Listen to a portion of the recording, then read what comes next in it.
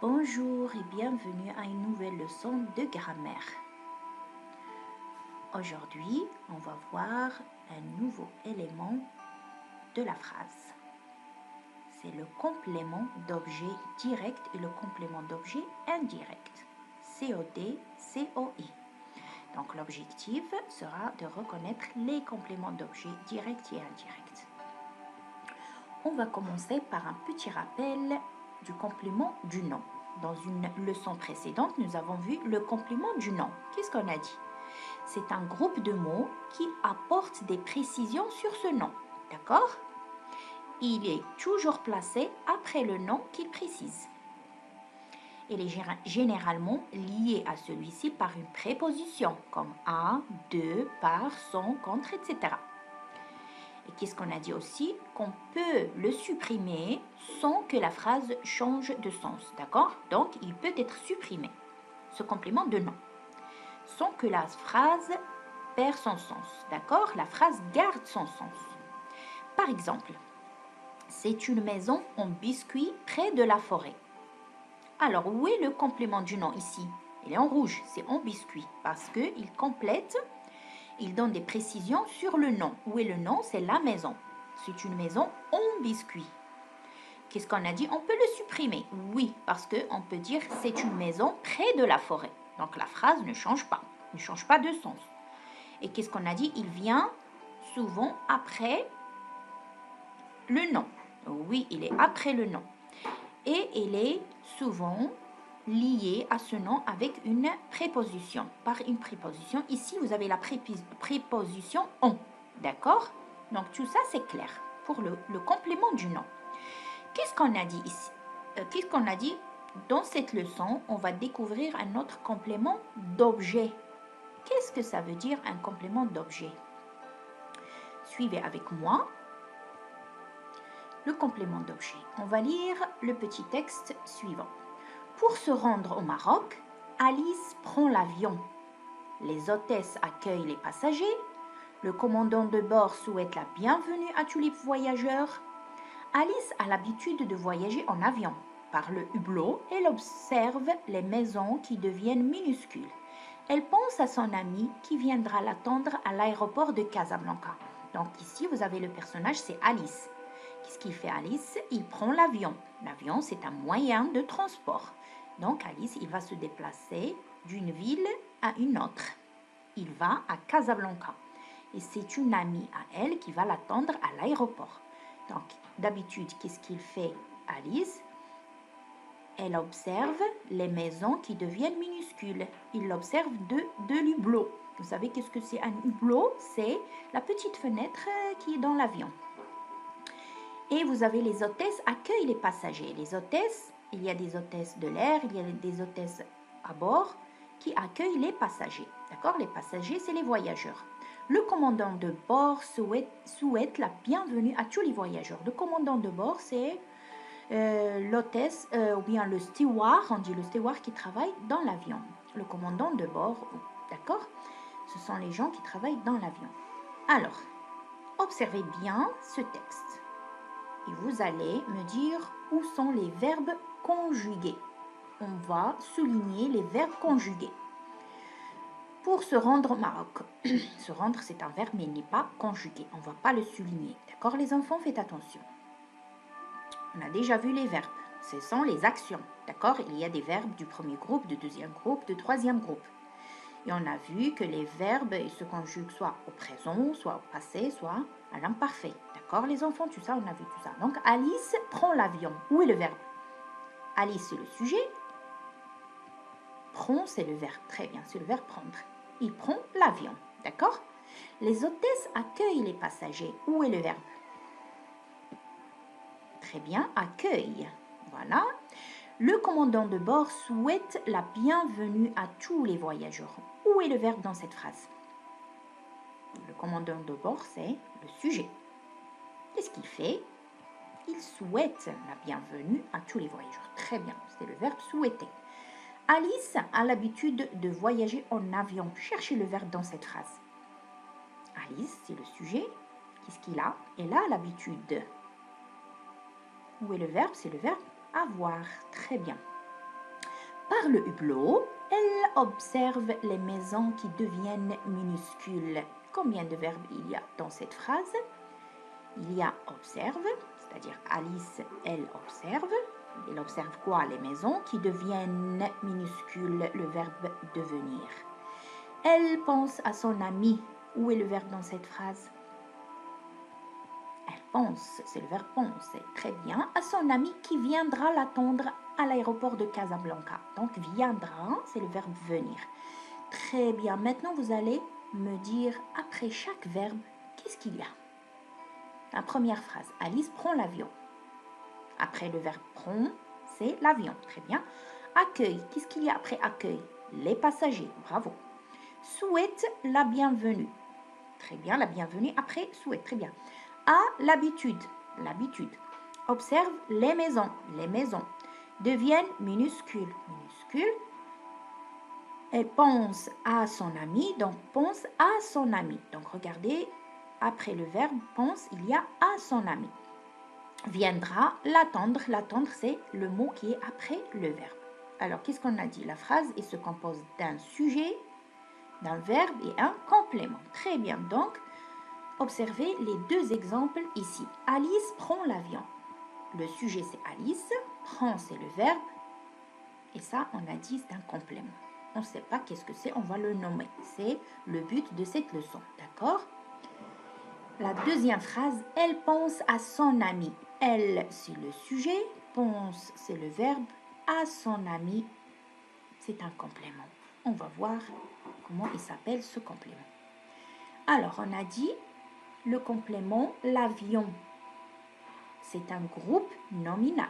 Bien, parce qu'il est composé d'un déterminant et un nom. Aussi, vous avez à son ami, il y a un groupe nominal. Bravo. Maintenant, observez ce groupe nominal. Pour la première phrase, Alice prend quoi? Répondez à cette question, s'il vous plaît. Alice prend quoi? Alice, elle prend l'avion. Donc, la réponse de cette question, c'est l'avion.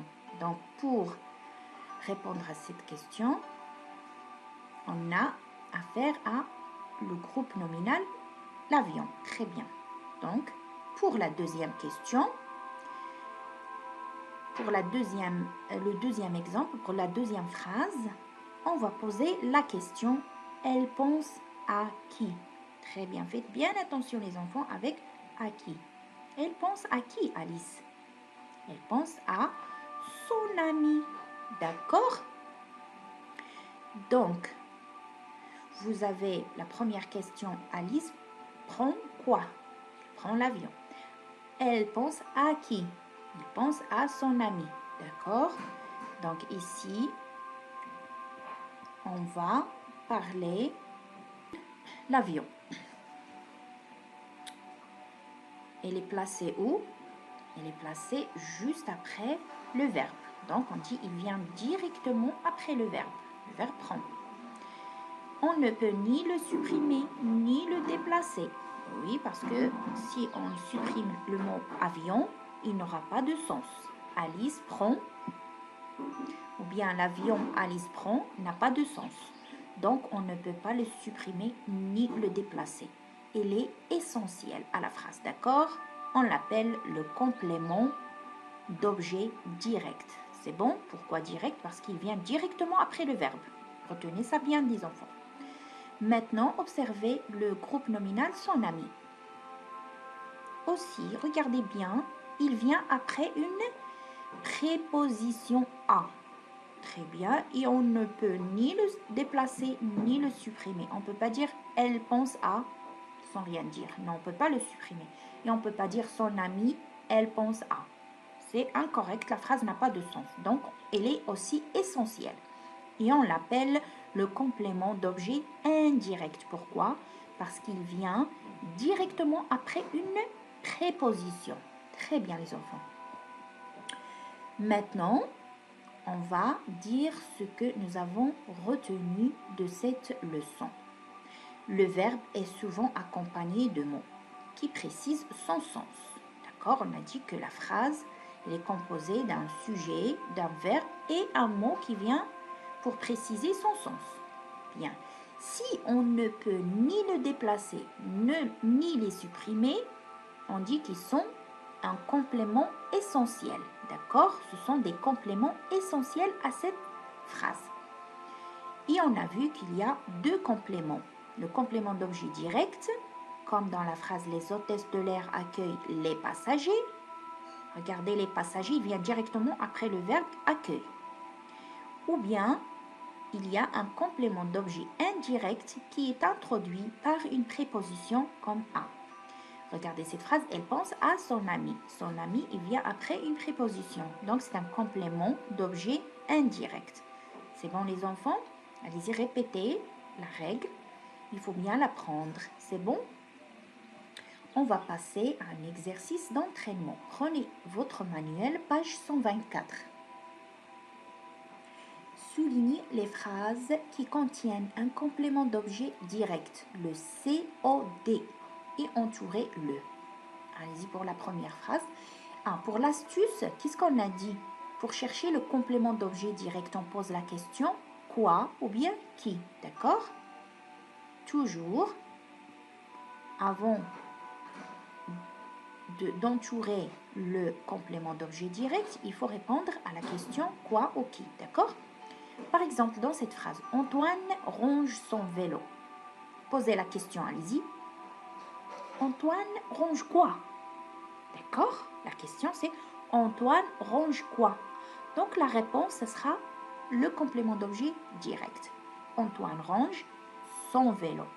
Très bien, c'est ça le complément d'objet direct. La phrase B. Les promeneurs marchent en ville. Les promeneurs marchent en ville. Alors, le verbe ici, c'est marche.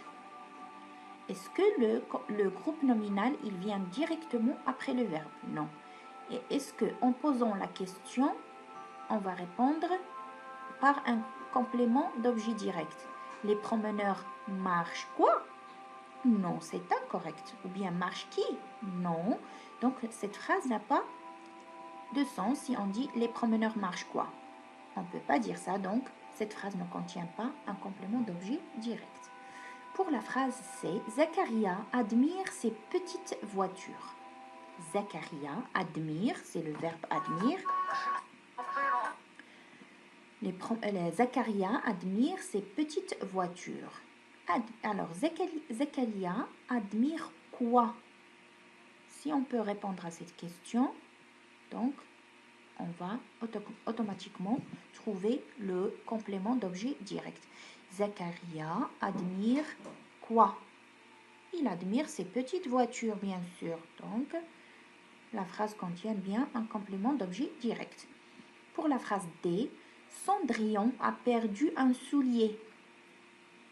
Tout le monde connaît l'histoire de Cendrillon. Elle a perdu un soulier. Posez la question. Cendrillon a perdu quoi?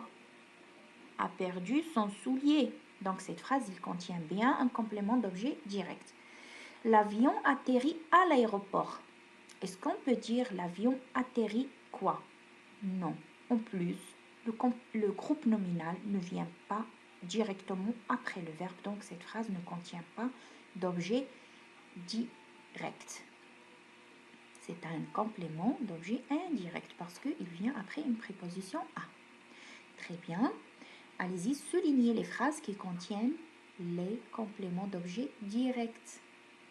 Maintenant, on va passer au deuxième exercice. Souligne les phrases qui contiennent un complément d'objet indirect, COI. Entoure-le. Pour la première phrase. Alors, il faut poser la question à ou bien de qui. À qui ou bien de qui, d'accord? Mon frère parle souvent de ses exploits. Mon frère, c'est le sujet. Parle, c'est le verbe. Souvent, de ses emplois. Souvent, c'est un mot invariable. Donc, où est le groupe nominal complément qui complète la phrase, bien qui complète ce verbe? C'est de ses exploits. Maintenant, répondez à la question de quoi parle mon frère? De quoi? Mon frère parle souvent de ses exploits. Donc, comme vous voyez ici de ces exploits, c'est la réponse de la question de quoi. Donc, ça sera le complément d'objet indirect. Pourquoi indirect? Parce que il vient après une préposition de. Bravo. Pour la deuxième phrase, Jamal ressemble à son frère. On cherche le verbe. Où est le verbe? C'est ressemble. Le sujet, c'est Jamal. Jamal ressemble à qui? Donc, il faut poser la question, Jamal ressemble à qui? Répondez, à son frère. C'est pour cela qu'on dit à son frère, c'est le complément d'objet indirect, parce qu'il vient après une préposition. Donc, Jamal ressemble à son frère. C'est un complément d'objet indirect. Pour la phrase C. Où rangez-vous vos vêtements de sport? Où rangez-vous vos vêtements de sport? Est-ce qu'il y a un complément d'objet indirect dans cette phrase? D'abord, on cherche le verbe ranger. Vous rangez vos vêtements de sport. Est-ce qu'on peut dire à qui vous rangez vos vêtements ou bien de qui vous rangez vos vêtements? Non. Est-ce qu'on peut dire de quoi vous rangez-vous? Non. Est-ce qu'on peut dire de qui rangez-vous vos vêtements? C'est pas correct et la phrase n'a pas de sens, donc on dit que cette phrase ne contient pas d'objet indirect. Tu manges avec bon appétit. Alors, tu manges avec quoi? Pardon, à quoi? Non. Tu manges à qui? Non, on ne peut pas dire à qui, ni à quoi, ni de qui, ni de quoi. Donc, la phrase ne contient pas d'objet indirect. Maintenant, la phrase « Ils ont pensé à leur dernier voyage ». Ils ont pensé à leur dernier voyage. Posez la question.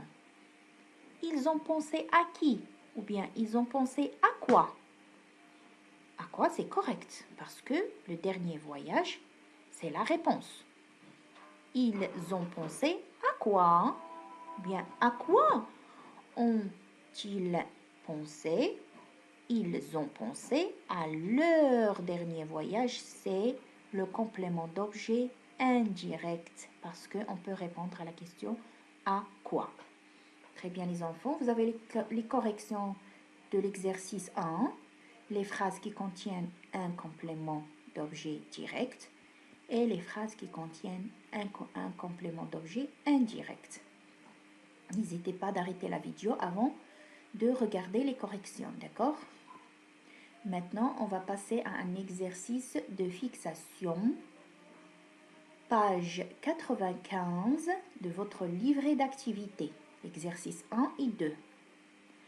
La correction sera pendant la séance interactive.